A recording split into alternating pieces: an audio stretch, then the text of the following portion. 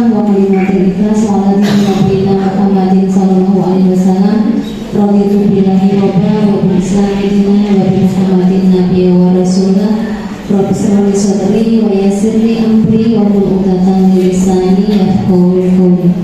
Alhamdulillahirabbil alamin, segala puji syukur kita panjatkan kehadirat Allah yang masih memberikan kita nikmat iman, nikmat Islam, nikmat kesehatan yang kemarin mungkin waktu kelas 5, kelas 6 beserta tim yang lain sedang melaksanakan backpacker sampai malam, sampai pagi hari ini. Alhamdulillah harus hadir kembali di sini. Jazakumullah Ustaz sadar ya. Yang kedua, salawat serta salam semoga tetap kita haturkan kepada uswah hasanah kita Rasulullah Muhammad sallallahu alaihi wasallam, keluarga, sahabat serta orang-orang yang istiqomah di jalan Allah. Kepada yang terhormat Ustadz Siswandi selaku Sekretaris Yayasan Bina Umat merangkap bidang pendidikan ya. Kemudian pemateri yang kedua ya, coach kita Ustadz Nani sekarang SPD. Mereka berdua ini adalah calon-calon guru penggerak angkatan yang ke-7 dan insya Allah nanti akan disusul oleh Ustadzah Aini dan Ustadzah Aista ya. Seperti itu ya. Insya Allah sekolah yang memiliki banyak guru penggerak itu sangat positif untuk kita semua. Banyak ilmu yang bisa ambil ya dari sekolah-sekolah penggerak itu. Pastinya hari ini pun akan ditularkan kepada kita tentang budaya positif dan restitusi ya. Untuk budaya positif sendiri insya Allah sudah kita laksanakan di sekolah kita. Mungkin Ustadz Siswandi dan Ustadzah Nani nanti akan menguatkan ya. Seharusnya ini memang harus diikuti oleh semua guru, tetapi karena berbagai hal ya mungkin semuanya belum bisa hadir, dan semoga nanti kedepannya bisa lebih baik lagi ya. Oke. Insya Allah untuk kedua guru kita, insya Allah selalu saya dukung. Apapun yang diminta mereka berdua selalu saya laksanakan ya. Ustazah minta ini, insya Allah kami selaku kepala sekolah sementara, karena nantinya mungkin akan digantikan yang lainnya. Ya Ustaz ya, seperti itu ya.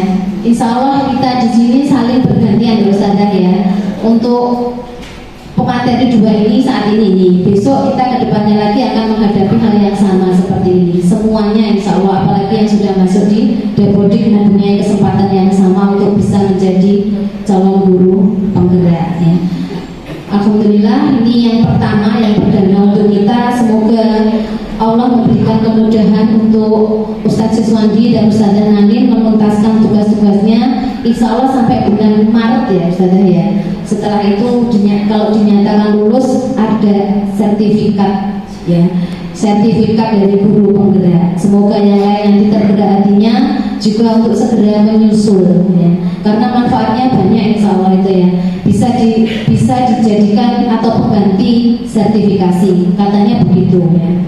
Oke, itu yang bisa saya sampaikan. Monggo nanti bisa diikuti sebaik mungkin ya, karena di sini sifatnya adalah bersenang-senang. Kalau kemarin saya mengikuti awal dari penyampaian dari Jawa Timur itu, guru penggerak itu katanya bersenang-senang. Apakah seperti itu saya juga kurang tahu karena saya juga belum mengikuti. Terima kasih Ustadzah Nani sama Ustadz Siswandi ya, yang sudah mau membagikan ilmunya kepada kita di sini yang belum menjadi guru penggerak ya. Semoga berkah untuk semuanya, berkah untuk lembaga kita ya, untuk pendidikan kita juga. Terima kasih, mohon maaf. Wassalamualaikum warahmatullahi wabarakatuh.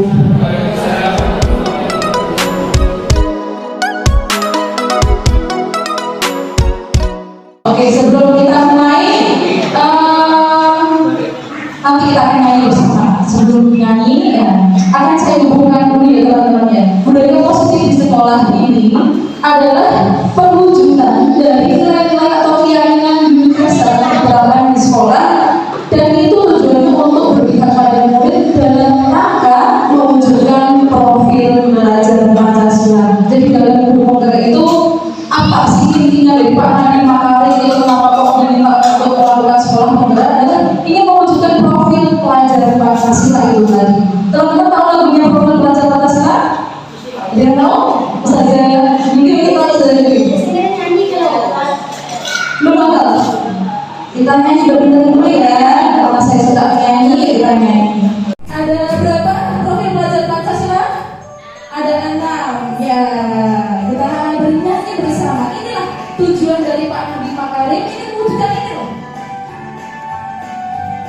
Belajar Pancasila, beriman dan bertakwa pada Tuhan yang Esa dan berakhlak mulia, berkebinekaan global, gotong royong mandiri, kreatif dan bernalar kritis. Belajar Pancasila, beriman dan bertakwa pada Tuhan yang Esa dan berakhlak mulia, berkebinekaan global, gotong royong mandiri, kreatif dan bernalar kritis.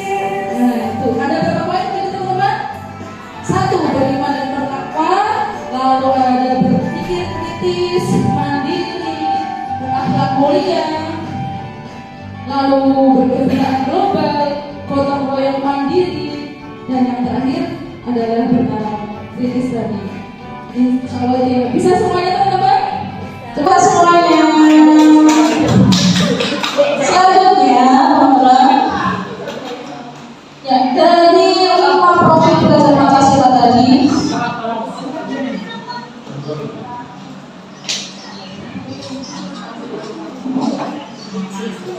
ya, nah dari 5 profil belajar Pancasila tadi maka terbentuklah suatu kondisi sekolah yang disiplin. Saya mau sedikit ya teman-teman ya, bahwa disiplin ini tidak dimaknai sesuatu yang dilakukan seseorang orang lain untuk mendapatkan kepatuhan. Jadi disiplin itu pengennya guru itu patuh, pengennya guru itu taat. Padahal disiplin positif tidak harus memberikan hukuman. Ya, hukuman itu apabila terakhir, jangan sampai kita memberikan hukuman kepada siswa. Ini selanjutnya dari disiplin itu teman-teman sesuatu kita mengajar di kelas, ada kita menjumpai siswa-siswa yang mungkin dalam tanda kutip tidak salah atau mungkin mempunyai kepentingan atau bagaimana. Ini ada satu contoh teman-teman bahwa setiap orang itu pasti harus mempunyai kebutuhan dasar yang harus dipenuhi. Siswa bermasalah atau siswa yang mungkin dalam tanda kutip itu pasti ada salah satu kebutuhannya yang belum terpenuhi dalam dirinya. Contohnya ini ada suatu kasus dan ini juga pernah sering terjadi di kelas saya. Ini ada salah satu contoh, Ibu Ambar, guru wali kelas 2A di SD Pelita Hati itu sedang bingung menghadapi ulah muridnya, namanya Doni sebut saja. Anak di kelas 2A itu telah datang pada guru tersebut dan mengeluhkan si Doni itu seringkali meminta bekal makanan siang mereka dengan paksa.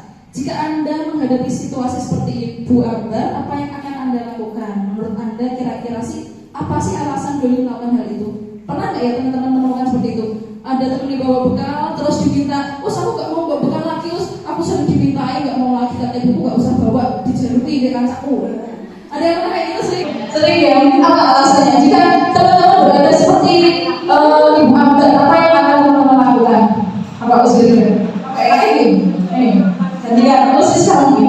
Ini sering biasanya kelas bawah ini usia. Kelas bawah bawa jajan diambil. Nah, kira-kira sebagai guru apa yang harus dilakukan? Viral. Kebetulan di kelas 2B itu banyak ya yang seperti ini.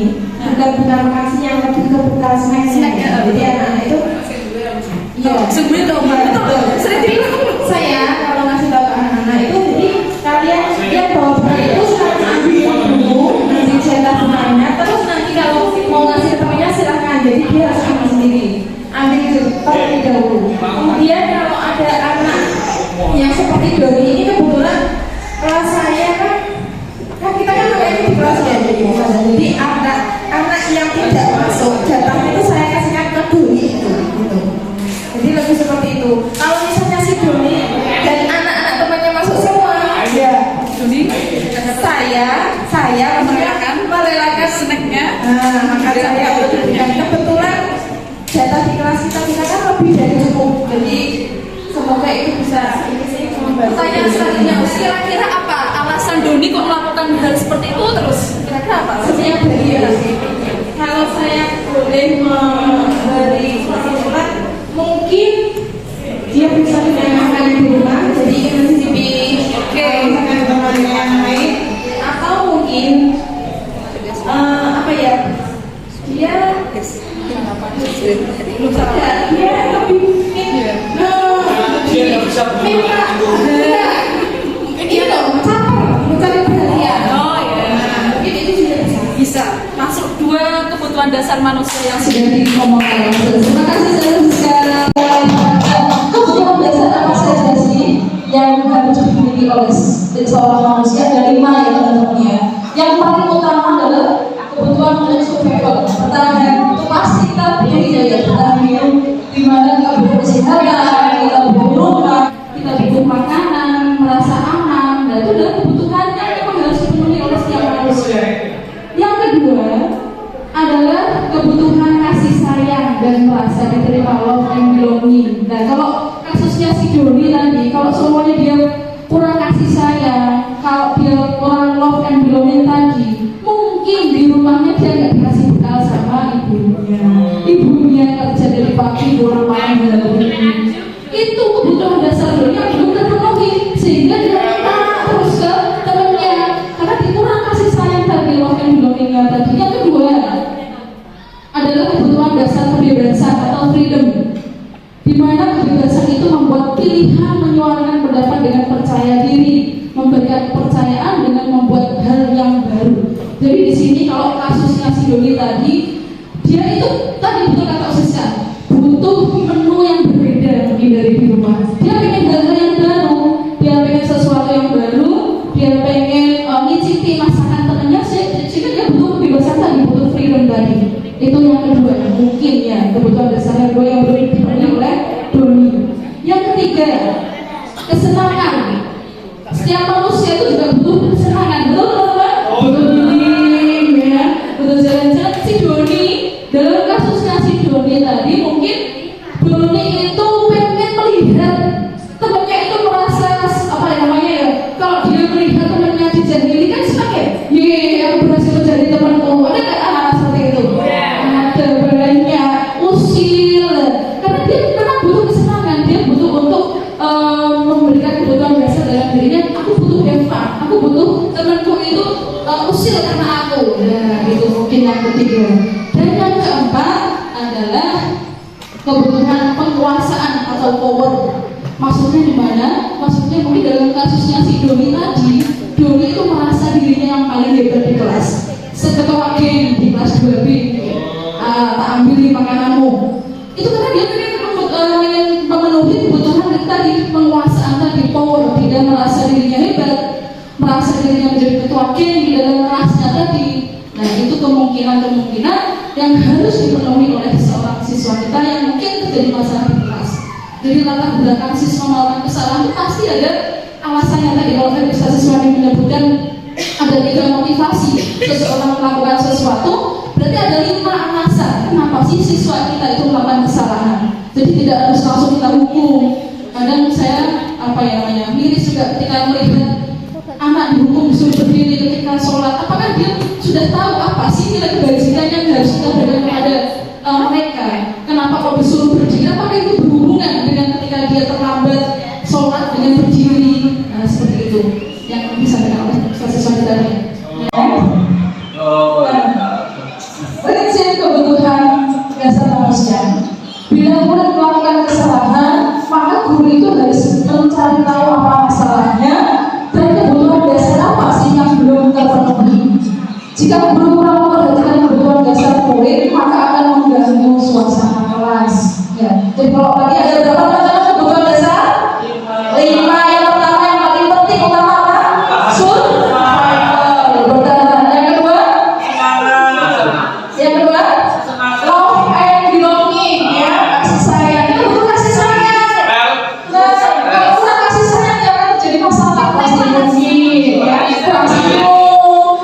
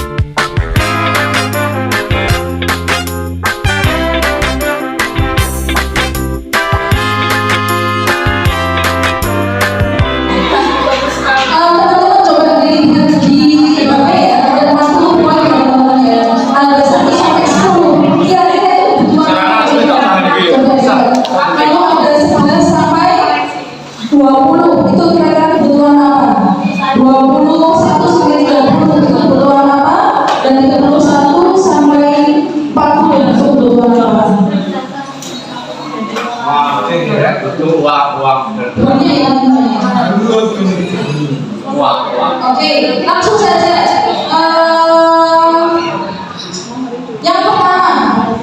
Yang pertama nomor 1 sampai 10 kira-kira itu berapa teman-teman? Kalau teman-teman lihat.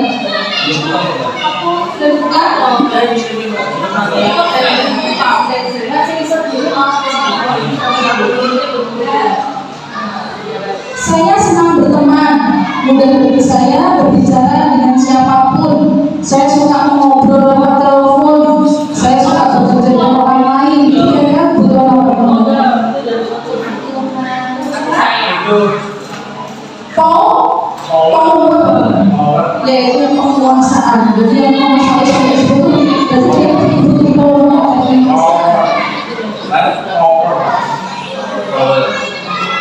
11 sampai 20. Saya senang bertemu dengan orang baru. Saya tidak suka membuat kesalahan. Saya suka melihat orang lain sebelum saya mencoba hal baru. Saya ingin ruang kerja saya tertata rapi. Saya ingin kerja sangat baik dengan apa yang saya lakukan. Penampilan itu sangat penting bagi saya.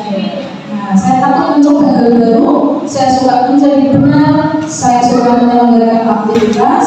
Jika tidak suka sesuatu berjalan tidak sesuai dengan saya, itu bukan apa-apa. Love and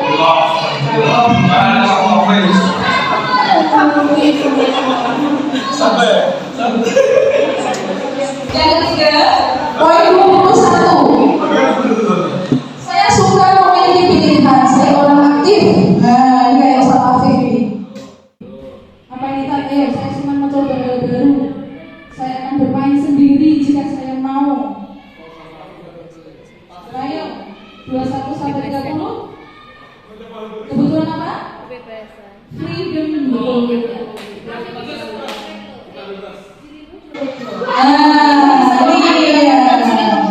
30. Saya sering tertawa. Saya memiliki koleksi Hot Wheels. Saya senang memberitahu lelucon. Saya senang membuat orang lain tertawa. Orang berpikir saya itu bodoh. Saya suka bermain macam-macam permainan. Senang saya, Anda banyak kan yang lucu, berarti kebutuhan. Nah, silakan teman-teman coba diisi. Kalau bertahan survival itu setiap orang pasti butuh Ustaz. Butuh makan nggak Ustaz? Butuh bertahan hidup kan semuanya butuh survival itu pasti harus dilakukan. Kalau kita tidak bisa mungkin ada dimana mungkin orang itu mencuri, orang itu melakukan kriminal, ada yang membutuhkan survival tadi. Nah, untuk bertahan hidup tadi. Nah, silakan teman-teman coba diisi. Dari nomor 1 sampai 40 itu poin mana yang paling banyak dari teman-teman? Kalau saya suka memiliki pilihan tidak benar atau benar kalau sangat benar. Saya adalah orang yang aktif. Sangat benar, tidak benar atau kadang-kadang. Nanti teman-teman akan tahu bahwa saya itu butuh powerful. Kalau saya itu butuh novel belonging. Teman-teman bisa lakukan ini di kelas. Apa sih yang dibutuhkan siswa saya di kelas? Nanti bisa kita pilih ini untuk siswa kita mengisi. Ketika itu ketika sudah dijumlah ternyata yang paling banyak poin 11 sampai 20 berarti dia butuh love and belonging. Ketika yang paling banyak nomor 31 sampai 40 berarti dia butuh fun. Berarti dia akan butuh sesuatu yang ceria, butuh sesuatu untuk menggoda temannya tadi seperti si Doni tadi. Ada yang sudah begitu?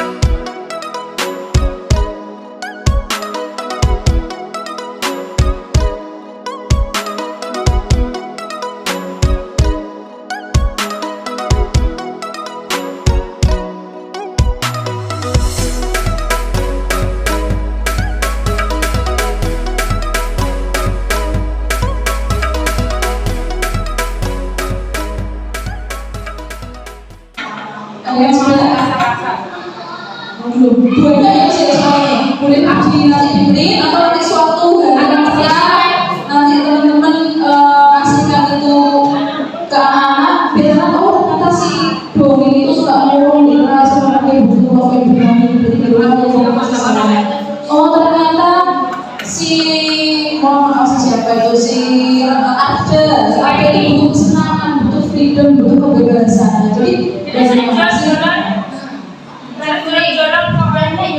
ada nggak yang muridnya suka jalan-jalan itu? Itu berarti butuh apa? Butuh freedom, butuh kebebasan. Apa yang Anda rasakan bila kalau Anda tidak terpenuhi? Apa yang kalau merasakan jika Anda tidak memenuhi kebutuhan teman-teman? Pasti akan melakukan sesuatu kan ya? Melakukan sesuatu dan itu menjadi latar belakang yang akan siswa itu melakukan suatu kesalahan, melakukan suatu penekanan di kelas. Karena dia menunjukkan ini powernya seperti Mas Darbi gitu ya Mas ya, kelas atau langsung Mas Darbi sama Mas siapa itu terus Emir ya, Darbi sama Emir dia itu kan dia ini menunjukkan powernya di depan teman-temannya seperti itu. Nah sekarang ketika teman-teman sudah tahu ternyata setiap siswa, setiap orang itu butuh 5 kebutuhan dasar. Lalu kita sebagai guru apa sih yang harus kita lakukan?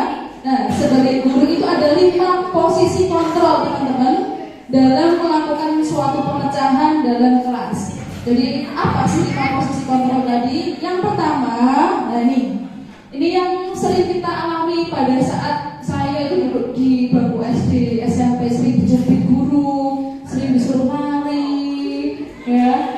Pernah SMP itu dicubit sama guru bahasa Jawa karena saya nggak hafal aksara Jawa. Bedanya taling dengan pepet, cowokan.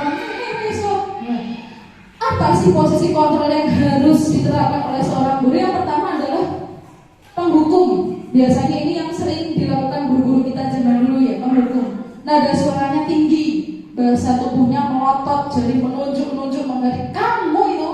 Nah, itu yang dulu. Yang kedua, ada guru yang menjadi pembuat merasa bersalah. Nada suaranya memelas, halus. Kamu tuh gak kasihan toh, kamu tahu toh seperti itu. Nah, itu adalah membuat merasa bersalah. Ada posisi sebagai teman ketika melakukan suatu solusi ketika ada suatu masalah di kelas. Nada suaranya ramah, akrab, dan bercanda, bahasa tubuhnya ramah pada murid. Tetapi setiap nanti kita akan tahu ya teman-teman ya, bahwa 5 posisi kontrol ini ada kelemahannya dan ada kelebihannya. 5 posisi kontrol ini, kalau di bagian penghukum tadi, guru itu berbuatnya menghardik. Guru berkata, kalau kamu tidak akan melakukan tugas dari ustazah, akan saya hukum, kamu gak usah masuk kelas.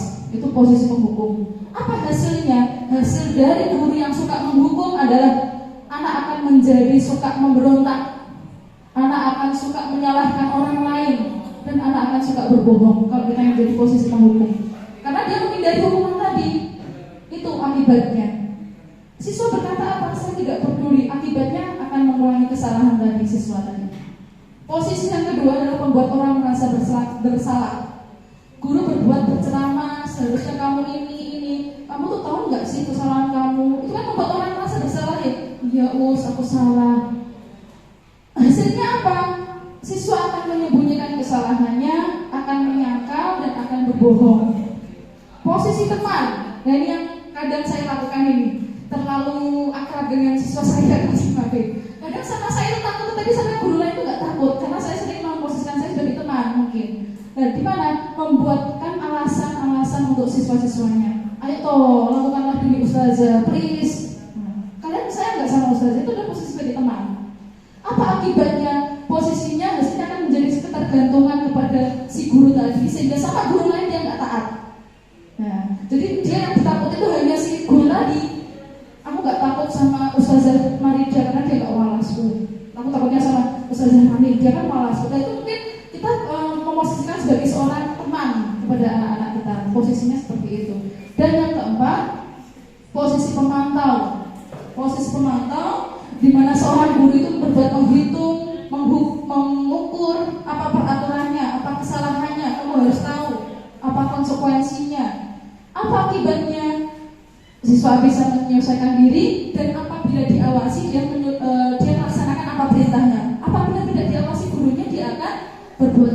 pertanyaan itu akibat dari posisi pemantau. Nah, yang terakhir adalah posisi manajer, 5 posisi moderator dan manajer, di mana guru itu nanti akan mengajukan pertanyaan-pertanyaan yang itu bisa memunculkan motivasi intrinsik pada siswa. Oh, kamu tuh ini loh nak, tahu nggak bagaimana seharusnya apa yang kamu lakukan, bagaimana keyakinan kelas yang sudah kita sepakati di awal. Kita kembali ke keyakinan kelas. Ketika di awal kan kita sudah buat keyakinan kelas. Ketika melakukan kesalahan, apa keyakinan kelas yang sudah kita buat, dan itu adalah salah satu cara bagaimana kita memposisikan guru dalam menghadapi siswa yang bermasalah. Nah, ini ada sebuah video sebentar teman-teman. Saya ulangi lagi ya. Ada 5 posisi kontrol. Contoh ada seorang guru yang menghukum seorang murid yang terlambat. Posisi kontrol dalam restitusi adalah proses berjalan 4. Posisi pemantau. Posisi penghukum. Ini contohnya jika seorang guru menjadi posisi penghukum. Ada seorang anak yang terlambat. Bagaimana tadi cirinya orang-orang guru-guru yang menjadi penghukum? Gaya bicaranya, lalu ketika Sini kamu. iya, kamu sih keluar kelas, gak usah mengerjakan kamu. Terlambat. Kamu deh pasti terlambat. Maaf Bu, saya Apa? Apa coba? Alasan kamu apa lagi? Kapan sih kamu tidak terlambat?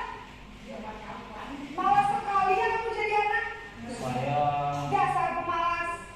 Gak kapok-kapok sih kamu. Sudah berapa kali terlambat? Sana, kamu keliling lapangan basket 2 kali. kenapa saya harus ke lapangan basket Bu? Kenapa? Kamu melawan ibu. Berani-beraninya jawab. Sudah kayak siapa ini? Kayak guru saya keliling lapangan. Keliling lapangan basket 5 kali sekalian. Cepat. Pergi ke lapangan basket. Posisi penghukum biasanya berbicara dengan Nada mengerti, menunjuk-nunjuk, berkaca pinggang, membentak. Kita nggak tahu apa kesalahan itu, apa latar belakangnya siswa melakukan itu, langsung kita hukum. Kamu tekan, berdiri. Itu juga kurang tepat ya teman-teman ya. Bagaimana yang kedua? Yang kedua adalah posisi merasa bersalah. Ya, ini lagi. Gurunya membuat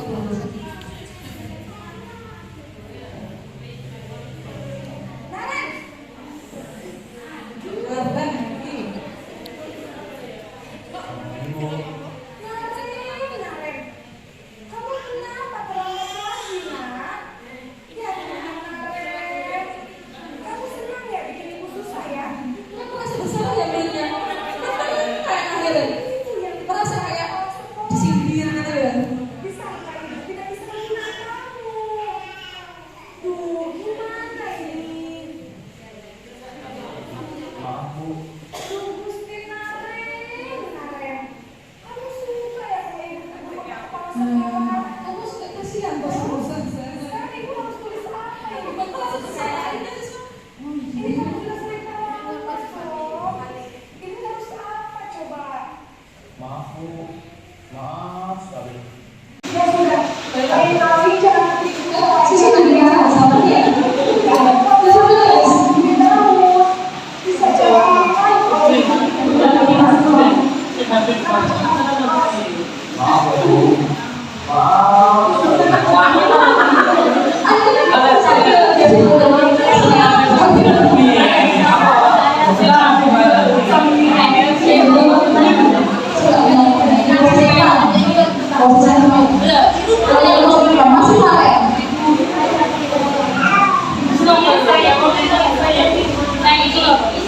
Posisi depan posisi depan.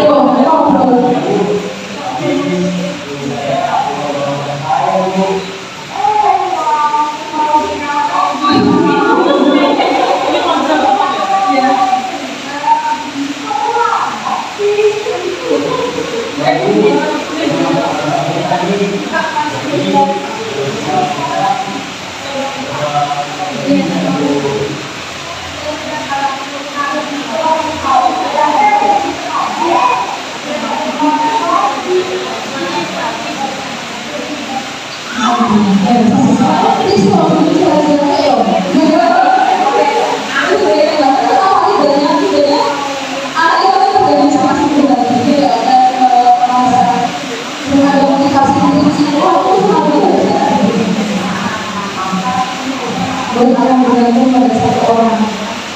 Posisi pemantau. Ada lagi. Posisi pemantau itu lebih kepada siswa diarahkan diingatkan tentang peraturan. Kamu ingat nggak peraturannya? Apa Bu? Peraturan sekolah. Di sekolah kita tentang jam berapa kita harus masuk sekolah. Posisi pemantau. Kita harus di sekolah jam 7 Bu. Iya betul. Sekarang sudah jam 7.20. Kalian sudah tahu? Ini juga sering kita lakukan ya teman-teman ya. Posisi pemantau. Ya, posisi pemantau itu sering saya lakukan juga. Selama 20 menit. Iya benar. Konsekuensinya demikian. Jadi nanti jam 9.30 pas istirahat. Jadi sudah menerapkan tentang konsekuensi, tapi tidak menerapkan hukuman ya. Jadi Baik Bu. sesuai dengan apa yang mereka lakukan. Itu adalah posisi pemantau. Jadi mengarah ke aturannya. Sekarang posisi manajer, nah ini posisi yang paling baik yang mungkin harus kita lakukan untuk kedepannya. Saya juga dicontohkan nanti saya lakukan.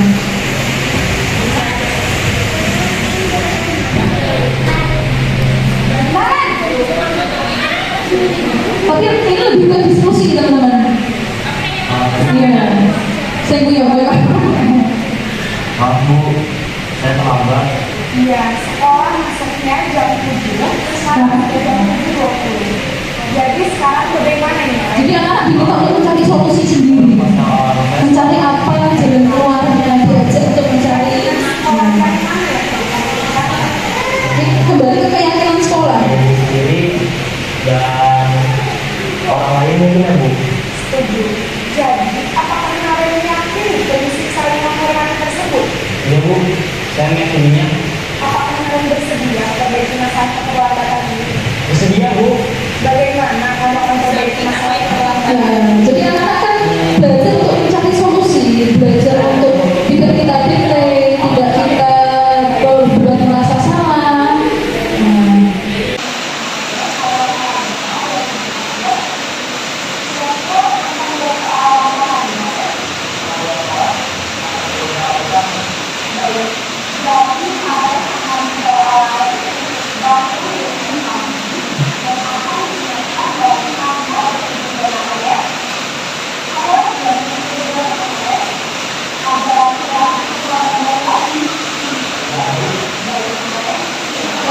Posisi yang kelima yaitu posisi manajer, di mana siswa itu belajar untuk mencari solusi, mencari apa sih yang harus diyakini oleh siswa tersebut. Mungkin kalau di sudah mengatakan banyak guru yang lambat, mungkin suatu dari yang kenapa sekolah bisa mengajak ngobrol, kenapa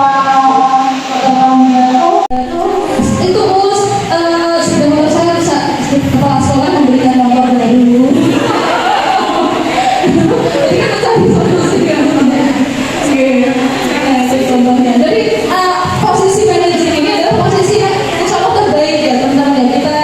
Saya juga akan berusaha untuk memulai ketika ada soal problem atau ada masalah di kelas mungkin ya kita akan menjadikan diri kita menjadi seorang manajer ya dalam kelas, tidak menjadi pembuku, tidak menjadi pembuat merasa bersalah, menjadi teman atau menjadi pemantau. Tapi yang terbaik insya Allah adalah posisi sebagai seorang manajer, di mana nanti akan tumbuh motivasi intrinsik tadi. Oh ternyata saya terlambat itu tidak meyakini keyakinan kelas yang sudah disepakati di awal.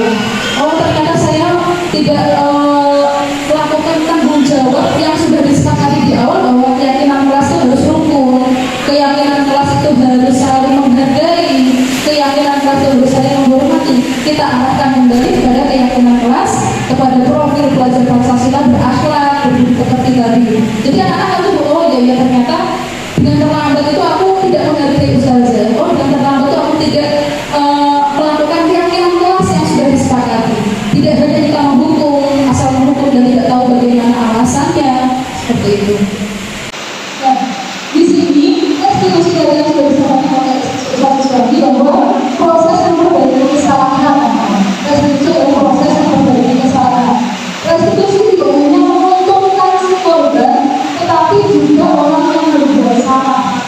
Jadi proses restitusi itu tidak hanya menguntungkan si korban yang pertama tadi, si buta yang merasa keuangannya tambah terus, tapi juga akan menguntungkan kepada orang yang berbuat salah dan akan menjadi lebih baik. Nah, bagaimana cara melakukan restitusi? Restitusi akan menciptakan kondisi bagi seseorang untuk bukan menebus kesalahan tetapi memperbaiki kesalahan. Tidak hanya menghukum, tapi mereka akan paham tentang kesalahan dan akan mencoba memperbaikinya. Oh, saya bertekad itu bukan tidak mengambil salah satunya yang memang berarti untuk kembali saya harus memperbaikinya. Kembali dengan kelompok dengan restitusi kemana mungkin awalnya dikucilkan itu menjadi berkembang dan namanya. Ada satu kasus waktu itu salah satu siswa muslimah itu tidak ditemani sama teman-temannya. Oh ternyata dia butuh yang namanya love and belonging. Ya, saya cari, oh ternyata dia itu butuh psikisnya itu butuh love and belonging, butuh diakui, butuh penguasaan untuk dari teman-temannya tadi. Dengan restitusi, siswa tersebut akan bisa kembali dalam kelompoknya.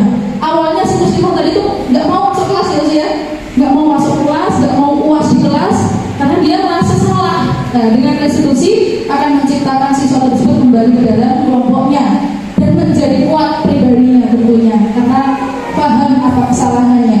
Selanjutnya, nah ini teman-teman sedikit dari restitusi. Bagaimana sih langkah-langkah kita dalam melakukan restitusi? Yang pertama adalah digarisbawahi itu ya teman-teman, di mana seorang guru itu diminta untuk menstabilkan identitas. Nah, menstabilkan identitas di sini adalah setiap orang tuh pasti pernah kok punya kesalahan, jadi lu juga pernah terlambat. Itu adalah menstabilkan identitas. Jadi di situ guru itu tidak membuat murid menjadi salah, tidak membuat murid menjadi aku salah ya. Tapi dengan awal kita mengatakan kamu itu bukan satu-satunya yang pernah terlambat kok. Jadi itu tidak pernah terlambat. Itu adalah salah satu contoh. Yang pertama, aku yang pertama adalah menstabilkan identitas. Yang kedua adalah validasi tindakan yang salah. Setelah kita menstabilkan tindakan salah, ketika ada teman yang bertengkar atau yang bertengkar, dulu saya juga pernah bertengkar sama ustazah, dulu saya juga pernah terlambat, itu bisa dengan identitas. Jadi anak-anak itu tidak merasa dihakimi, tidak merasa aku salah terus. Yang kedua apa? Yang kedua memvalidasi tindakan yang salah. Kenapa sih siswa itu salah? Kamu tentu punya alasan mengapa melawan seperti itu tadi ya. 5 kebutuhan dasar yang manusia yang mungkin tidak dipenuhi oleh siswa tersebut. Adakah cara yang lebih efektif untuk mendapatkan apa yang kamu butuhkan? Itu validasi tindakan yang salah. Dan yang ketiga, kembali ke menanyakan keyakinan kelas. Keyakinan kelas apa sih yang perlu kita sepakati? Kamu ingin jadi orang seperti apa nantinya? Keyakinan kelas mengalir, kita meyakini bahwa kita harus rukun, kita harus saling menghargai. Kamu pikir nggak dihargai semuanya? Jadi nanti kalau siswa-siswa kita akan tumbuh motivasi bersih, tumbuh nilai kebersihan dalam dirinya, dan insya Allah akan menjadi pribadi yang lebih baik dengan adanya sedikit restitusi. Nah, next langsung aja. Sebelum ke latihannya teman-teman ya. Nah, praktek menyelesaikan masalah. Coba kayaknya sudah ngantuk ya teman-teman. Kita explain dulu ya. Coba ketika saya mengucapkan doa, doa itu misalnya juga doa. Jadi kalau orang tidak pasti berhasil. Doa. Kalau doa bagaimana? Bagaimana kalau orang yang doa? Kalau saya kasih bom, nah gitu saya jadi kantuk bom. Kalau saya bilang gimana?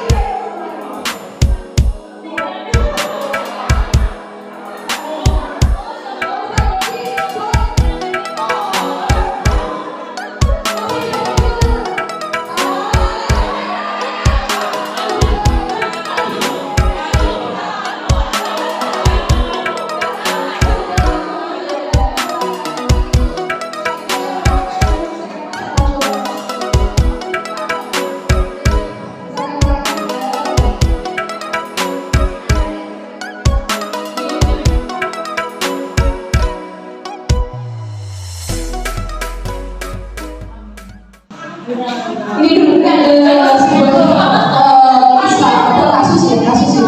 Ibu Dani yang jadi ibu Dani siapa ini? Oh sudah. Ibu Dani ajaran bahasa Inggris di papan tulis. Namun beliau memperhatikan Fajar yang dibola oleh Bapak Acung pada pelajarannya. Fajar siapa? Fajar. Fajar coba jawab pertanyaan nomor 3. Coba tadi jangan papan tulis. Fajar itu nama masa-masa maju ke depan dan sesampai di papan tulis itu Fajar dengan diam. Dia nggak bisa jawab. Sambil memegang buku bahasa Inggrisnya dan kalian video di tangannya. Ayo Fajar, ayo jangan tidur dalam berani darinya saja. Lain kali perhatikan sudah sangat berhenti. Kira-kira siapa yang bisa? Fajar pun kembali berdua bukunya. Hal seperti ini sudah sering kali dilakukan oleh Fajar. Tidak memperhatikan, acuh, nilainya pun tidak terlalu baik untuk belajar bahasa Inggris. Pada saat ditegur oleh ibu ini, Fajar hanya menjawab, tidak tahu bu. Ibu menjawab, gimana kamu Fajar? Kamu tidak kasihan ya sama ibu? Ibu sudah capek-capek ngajarin kamu, gak kasihan sama ibu. Fajar pun diam membisu. Ya, coba kita pakai. Ustazah Ida dari dulu.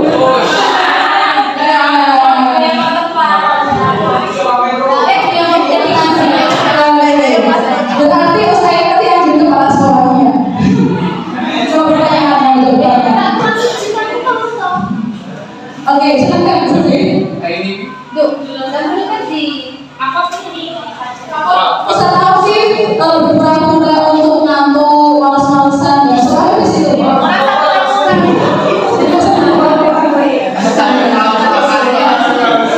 Ini ya, sudah bisa semua. Fajar malas-malasan. Sudah bisa? Fajar tidur. Fajar, kau tidur. Ayo maju dikerjakan yang nomor ini. Mas Afif.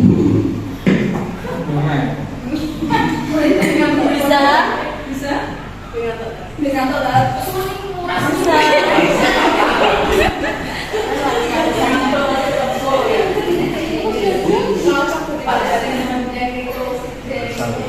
Sudah berapa kali kamu ngantuk terus di kelas?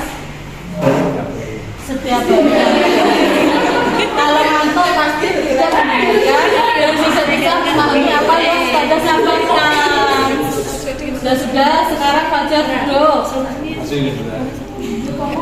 Siapa yang bisa? Ayo Aini, kok kamu ngobrol sendiri masih?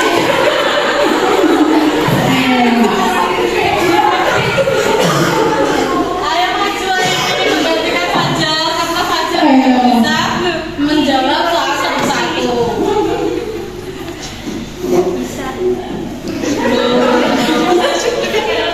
Terus kalau kayak gini, terus gimana? Ustazah harus gimana ini? Semuanya udah memperhatikan, ada yang tidur.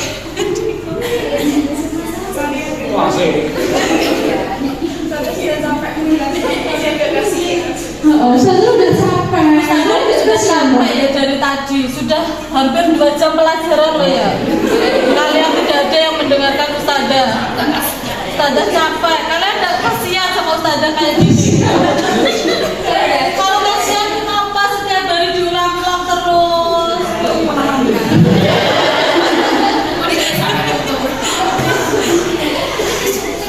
Oke, terima kasih untuk Ustazah Ida dan Ustazah Afif dari surat bahasa Inggris yang jelaskan materi. Ada pasal-pasal Fajar lagi nggak mau perhatikan, malas-malasan. Ternyata posisi kontrolnya dari posisi kontrol apa tadi dari pembunuhan rasa bersalah. Apa kata-katanya yang menjadi kecil? Kasihan bersama Ustazah. Ya Allah, sampai jelaskan adalah posisi pembunuhan rasa bersalah. Jadi indikatornya, gimana sih kamu Fajar? Kamu nggak kasihan kalau sama ibu? Ibu sudah capek-capek ngajarin kamu, tapi kamu kayak dia ditanya Ustazah nggak bisa jawab. Nah, itu adalah membuat merasa bersalah. Ya, membaca apa di teman-teman. Kira-kira kebutuhan apa yang harus dipenuhi oleh Fajar? Kebutuhan khusus.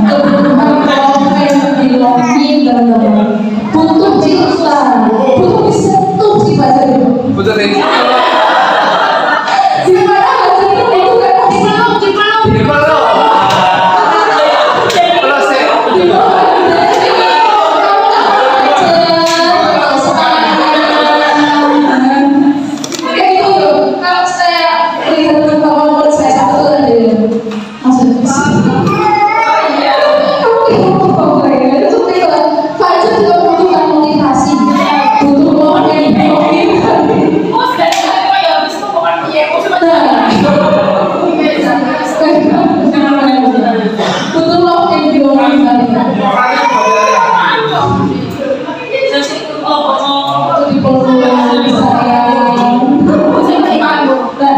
Bila mana ibu dari mengambil posisi sebagai pemantau, apa yang dilakukan atau dikatakan oleh pertanyaan seperti apa yang dilakukan oleh ibu sebagai pemantau? Kalau ini menjadi sebagai teman-teman pembuat statistik. Kalau pemantau tadi apa? Pakai aturannya. Fajar kamu sedang melakukan di sana. Bagaimana kesepakatan kelas dan pembelajaran dimulai? Itu kan lebih memantau ya, berarti ke aturan kelas, mengingatkan aturan kelas, tapi tidak mengajak diskusi. Kalau manajer itu lebih ke mengajak diskusi, mencari solusi. Kenapa kamu kok males? Apa butuh apa? Lagi yang lebih kita tekankan di proses restitusi tadi ya. Selanjutnya, apabila ada kepala sekolah di sekolah pelajar dan mengetahui hal ini, bagaimana kepala sekolah selesai ini? Solusi yang pertama, tadi bagaimana? Ustazah melihat ternyata si anak tidak mau dengerin terus. Apa yang harus kita lakukan sebagai seorang guru atau pemimpin? Contohnya menjadi kepala sekolah. Salah satunya dengan berdiskusi dengan Ibu Dani tentang kasus yang terjadi di kelas dan menyampaikan langkah yang seharusnya dilakukan untuk menghadapi murid yang motivasi belajarnya rendah. Dan salah satu solusinya juga bisa dilakukan dengan melakukan home visit. Apa latar belakangnya? Kenapa kok Fajar ketika di kelas itu malas-malasan? Apakah mungkin di rumahnya dia main game sampai malam dan sehingga tidak termotivasi dengan pelajaran bahasa Inggris? Atau mungkin dia pernah trauma dengan gurunya bahasa Inggris yang dulu? Nah, itu juga bisa menjadi salah satu faktor kenapa seseorang melakukan tindakan tersebut. Mungkin sampai sini ada yang mau ditanyakan atau didiskusikan tentang tadi ya, tentang 5 posisi kontrol, lalu tadi kebutuhan manusia, kebutuhan dasar manusia tadi ada berapa? 5. Apa saja tadi yang pertama? Survival, yang kedua senang, fun, lalu love and belonging, lalu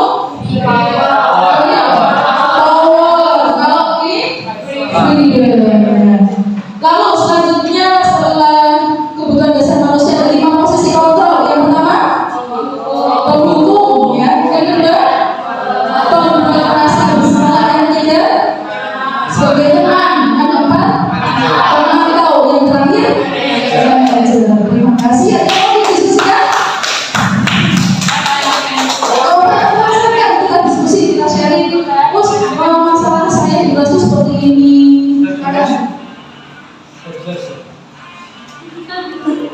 Pacar pintu. Jelas atau pengen istirahat? Pacar pintu ya, Pacar pintu. Kalau pacar dari ingin apa nih? Kesenangan. Boleh dari hidupnya langsung ke mana? Oke, kalau tidak ada, kembali teman-teman saya minta tolong ya untuk kita melakukan refleksi pembelajaran. 1 orang 1 statement. Terima kasih. Baik-baik senang. Pintar. Aku sebut Ya, ditulis ya teman-teman. Kira-kira materi apa sih yang baru menurut Ustazah? Lalu materi apa yang paling menarik menurut Ustazah? Dari yang pertama juga positif, lalu Ustazah juga menyampaikan tentang positif, tentang hukuman, konsekuensi, lalu yang sesi kedua tadi tentang 5 kehidupan manusia, 5 posisi kontrol, dan sesi ketiga restitusi. Lalu kedepannya apa yang akan Ustazah lakukan untuk menciptakan budaya positif? Nah, coba silakan ya. Satu statement untuk menjawab 3. Nggak usah terlalu panjang. Nah, silakan.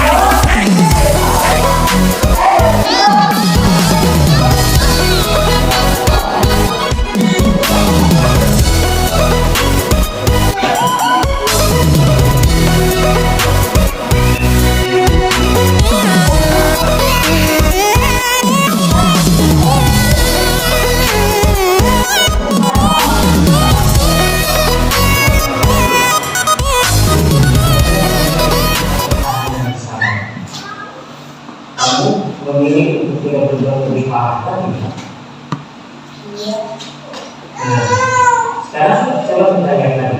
Tindakan kamu yang menghasilkan kelas. Sekian kali keyakinan. Kira-kira sesuai dengan keyakinan kelas atau prinsip kamu tidak? Jadi keyakinan prinsip mana yang sesuai dengan keinginan kamu?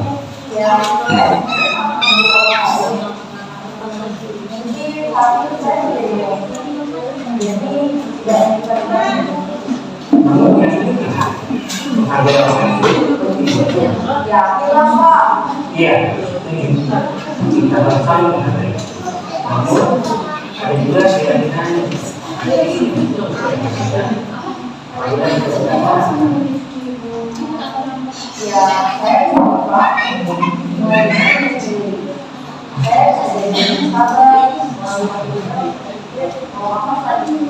kira-kira kamu bersedia memperbaiki masalah ini? Sedia, Pak. Kalau kamu memperbaiki masalah ini, kamu akan menjadi orang yang Saya akan jadi orang yang bertanggung jawab kali ya, Pak. Dan saya satu aksi. iya. Menurut kamu, bagaimana rasanya menjadi orang seperti itu? Saya nyaman, Pak. Bangga, saya sahabat. Baiklah kalau begitu.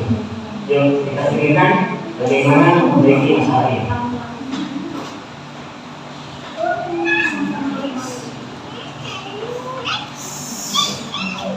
Ini adalah kita. Baru saja kita menyaksikan contoh bagaimana seorang guru berada dalam posisi manajer menggunakan penerapan segitiga restitusi. Mari kita bahas satu persatu. Tadi ya, Ada sisi kabinet identitas berdasarkan prinsip bahwa membuat kesalahan adalah bagian dari proses belajar. Sisi pertama dari segi identitas dari identitas adalah identitas sukses. Identitas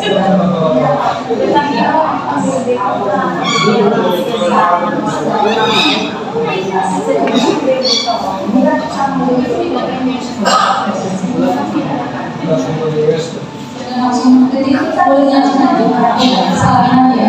Kita harus wajar kok kamu marah.